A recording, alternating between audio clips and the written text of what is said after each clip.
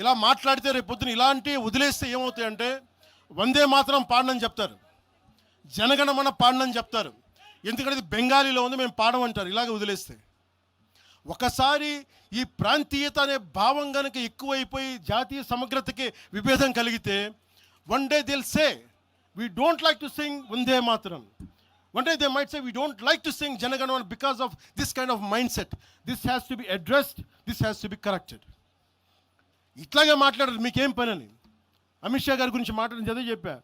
జనగణమన మేము పాడతాం, మేము వందే మాత్రం మాట్లాడతాం, మేము బెంగాలీ అనుకోలే, మా భాష అనుకున్నాం, అది మా భారతదేశ భాష అనుకున్నాం.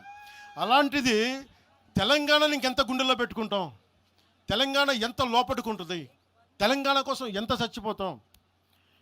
నేను ఆంధ్రప్రదేశ్కి దృష్టి సారిస్తుంది ఒకటే, తెలంగాణకి యువత వలసలు తగ్గాలంటే ఆంధ్రప్రదేశ్లో యువతకు ఉద్యోగాలు అక్కడ రావాలి, తెలంగాణ యువతకి ఇక్కడ ఉద్యోగాలు, దానికోసం మా ప్రయత్నం.